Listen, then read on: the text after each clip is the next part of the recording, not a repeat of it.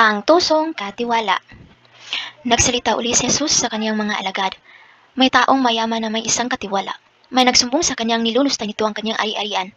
Kaya't ipinatawag niya ang katiwala at tinanong, "Ano ba itong naririnig ko tungkol sa iyo? Ihanda mo ang ulat ng iyong pangangasiwa sapagkat tatanggalin na kita sa iyong tungkulin." Sinabi ng katiwala sa kanyang sarili, "Ano ang gagawin ko? Aalisin na ako ng aking amo sa pangangasiwa. Hindi ko kaya magbungkal ng lupa. Nahihiya naman akong palimos. Alam ko na ang aking gagawin. Malis man ako sa pangangasiwa ay may tatanggap naman sa akin sa kanilang tahanan." Isa-isa niyang tinawag ang mga may utang sa kanyang amo. Tinanong niya ang una, "Magkano ang utang mo sa aking amo?" Sumagot ito, 100 tapyasang langis po. Ito ang kasulatan ng iyong pagkakautang. Dali, maupo ka't palitan mo ng 50. Sabi ng katiwala. At tinanong naman niya ang isa, "Ikaw gaano ang utang mo?" Sumagot ito, 100 kabang trigo po. Ito ang kasulatan ng iyong pagkakautang. Sabi niya, "Isulat mo, 80. Pinuri ng among tusong katiwala dahil sa katalinuhang pinamalas nito. Sapagkat ang mga makasanlibutan ay mas mahusay gumawa ng paraan kaysa sa mga makadiyos sa paggamit ng mga bagay sa mundong ito.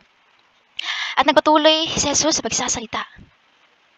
Kaya't sinasabi ko sa inyo, gamitin ninyo ang kayamanan ng mundong ito sa paggawa ng mabuti sa inyong mga kapwa, upang kung maubos na iyon ay tanggapin naman kayo sa tahanang walang hanggan.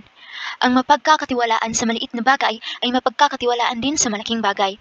Ang mandaraya sa maliit na bagay ay mandaraya rin sa malaking bagay.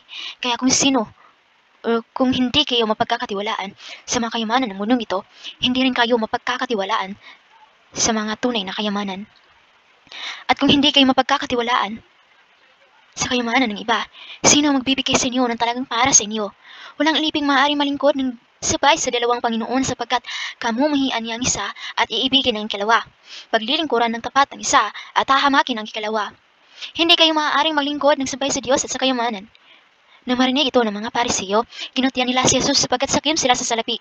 Kaya't sinabi niya sa kanila, "Nagpapanggap kayong matuwid sa harap ng mga tao, ngunit alam ng Diyos ang nilalaman ng inyong mga puso, sapagkat ang itinuturing na mahalaga ng mga tao ay kasuklam-suklam sa paningin ng Diyos."